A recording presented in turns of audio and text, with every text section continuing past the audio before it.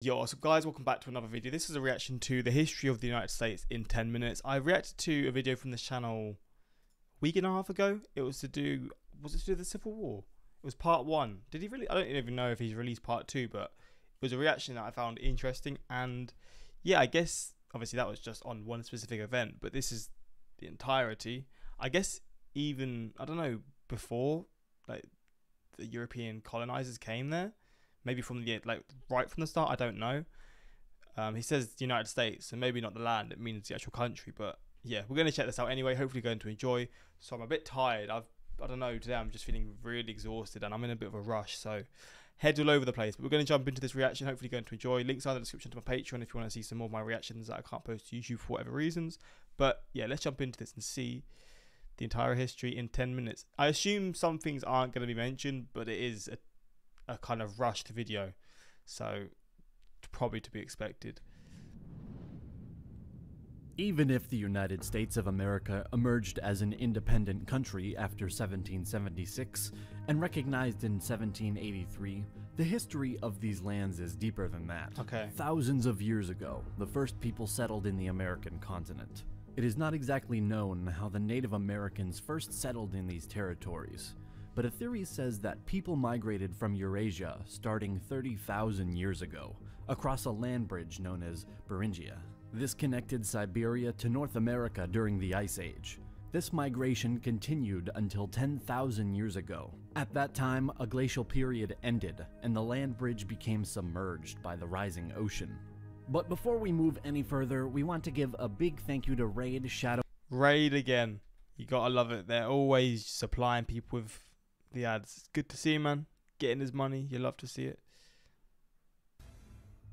The early inhabitants were called the Paleo-Americans. In time, they migrated even deeper in Americas, and they formed tribes and nations. They created interesting civilizations, developing their own culture. Among the cultures that existed here, we can mention Adena culture, Iroquois culture, Coles Creek culture, Puebloan culture, and Mississippian culture. Are any of these like current day? I don't know how I can make this make sense, but like, are any of these still like cultures or whatever? But another part of today, the United States has an interesting and different history. Speaking about Hawaii, this land wasn't inhabited until the 1st centuries AD. Native development started with the settlement of Polynesian people between the 1st and 10th centuries. Starting in the 15th century, European colonization began. In 1492, a Spanish expedition headed by the Italian explorer Christopher Columbus sailed west to find a new trade route to the Far East, but landed in what came to be known to Europeans as the New World. After this event, in the next decades, more and more ships sailed west to establish colonies and trade posts. The Spaniards began building their American empire, using islands such as Cuba, Puerto Rico, and Hispaniola as bases. They expanded hugely. France founded colonies in eastern North America, a number of Caribbean islands, and small coastal parts of South America. Portugal colonized Brazil. The eastern seacoast was settled primarily by English colonists in the 17th century, along with a much smaller number of Dutch and Swedes. What I find so crazy, right, is obviously the English with this side, French were here, there's Spanish in between here and here, but how English became, I mean, the US, I don't know, is there a national language? I think there's just, I know Spanish is spoken really widely, like across the country, but I think English is the official language. Correct me if I'm wrong, but I'm pretty sure it is. How that became to be the case, like when French was, like the France had such a big landmass, I assume a lot of French people moved there as well. You had Spanish dotted around, which is there, but the French, obviously in Quebec you see it, but is there like states like Vermont? Obviously it sounds French. Is there like a lot of French speaking people there? Let me see actually. I want to learn about this. How French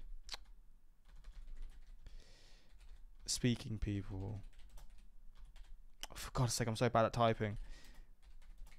I wonder if there's any people that speak French only and not English in the US. There are about 9.4 million US residents who declare French ancestry, and about 1.32 million spoke French at home. Really?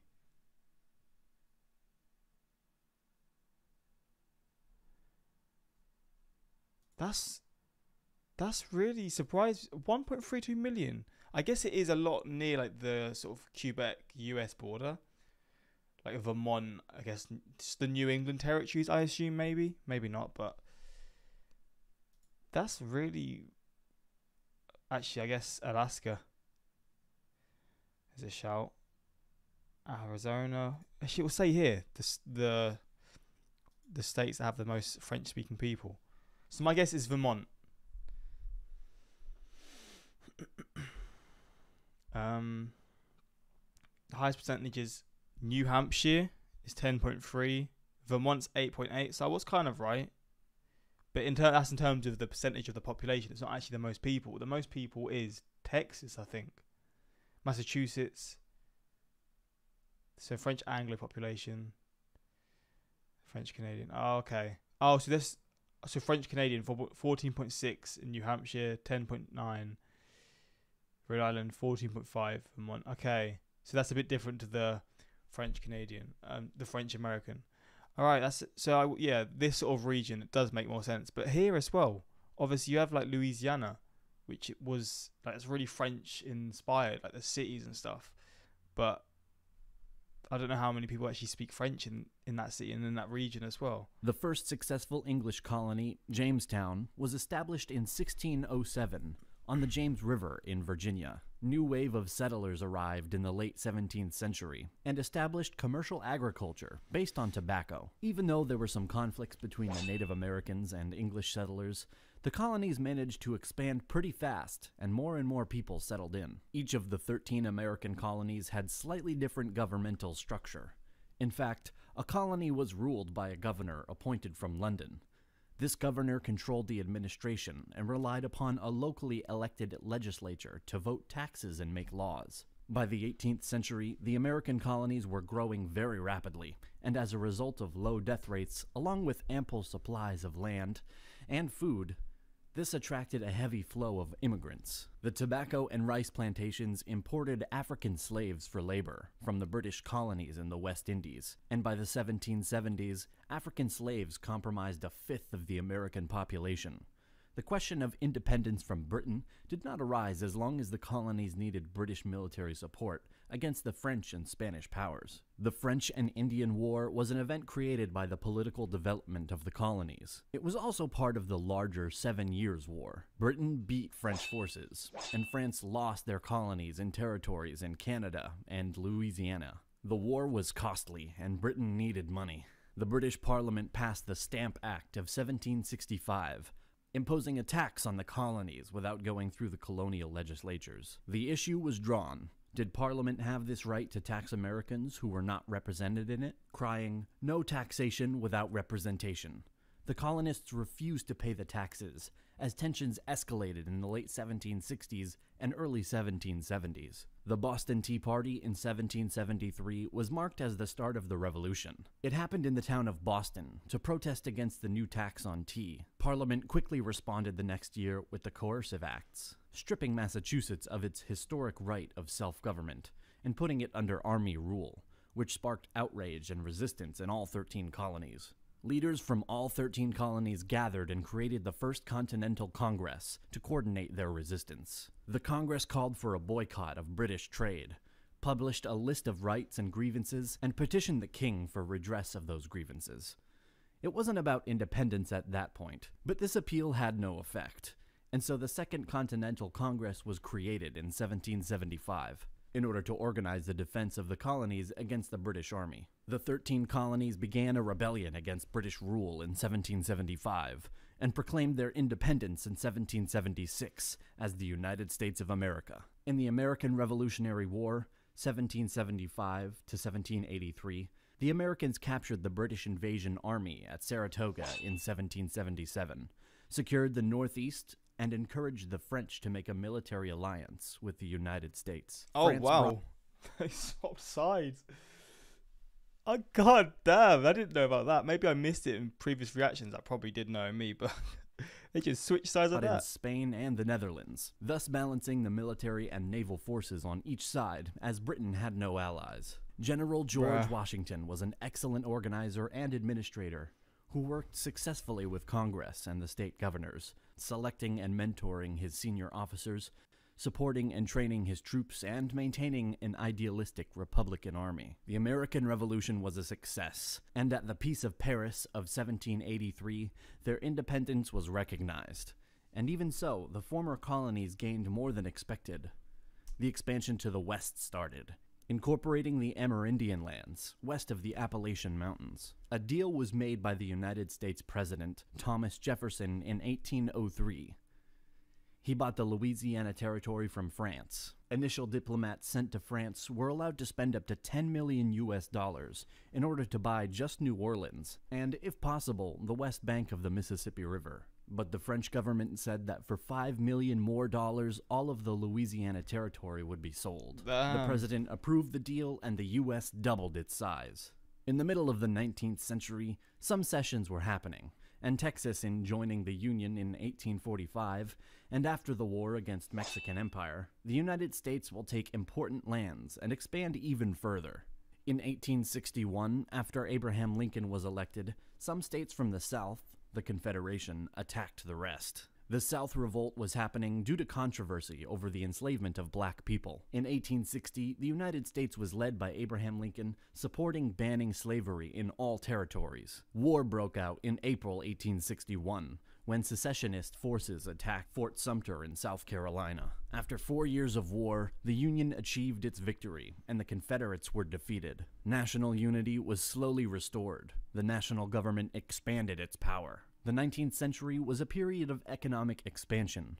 More and more industries were created, and also the accent was put on infrastructure. In 1898, the American-Spanish War is happening. Americans are winning in short term some battles. See, the fact that this war was actually, like, when you think about it, it wasn't, like, it's long ago now, but in terms of, like it's, what, 15 to, what, 17 years before World War One? Like, it's not that long ago when you think about it in terms of the grand history of the world. But I guess Spain at this point, was it a dictatorship at this point? I know Spain was a dictatorship at some points in the 20th century, but I don't know if it was at this point. But I guess this is obviously over what it says here, all these things here. And at the Treaty of Paris, US is getting the Philippines, Puerto Rico, and Guam. At the beginning of the 20th century, World War I started. Even though the U.S. was neutral due to German attacks on the American ships. Also, what I want to know is, when did U.S. accents suddenly become a thing? Because obviously you had all the British people, Dutch settlers, French settlers, people from around the world, but majority from Europe at that point. And also Africa, of course, but they were forced there for horrible reasons. But, like, when did the accent start to become a thing? Was it the mixture of all these countries, people from these African countries, people from these European countries?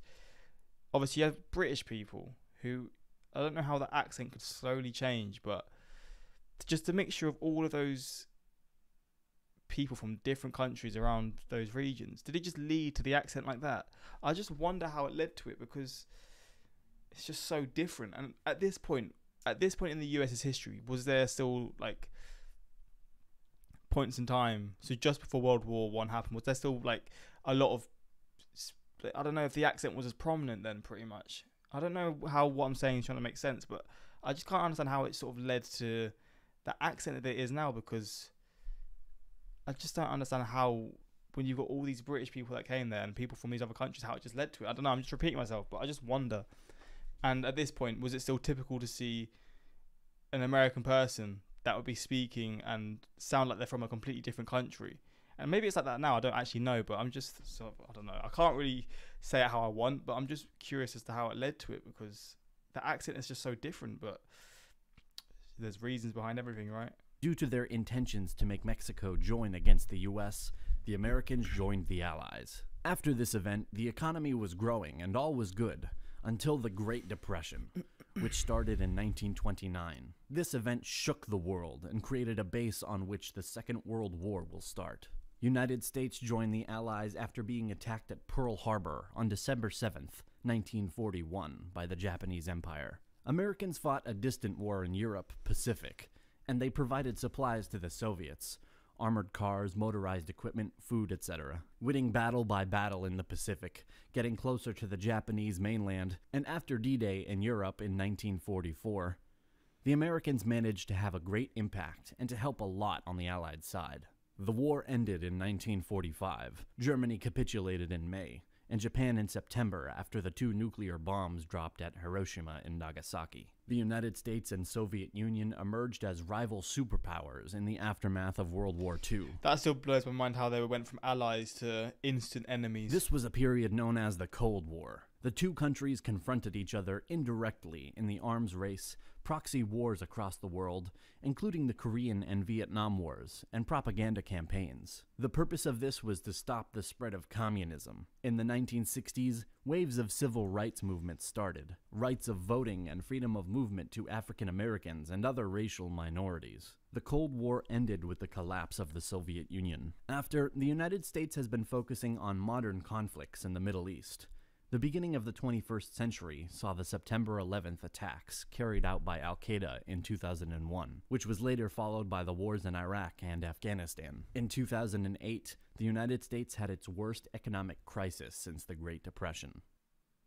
A big thank you again to our sponsor. Don't forget to Crazy how, I mean, obviously a lot of things would have been left out, but how so much has happened in such a short time frame. I'm sure, say the same video for England or for the UK, the history of the UK in 10 minutes, it wouldn't really be possible, but that's because the histories go so much further back. But in such a short time frame, the fact that all of this has happened and so much more, it's pretty wild.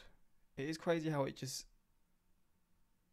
became so powerful so damn quick.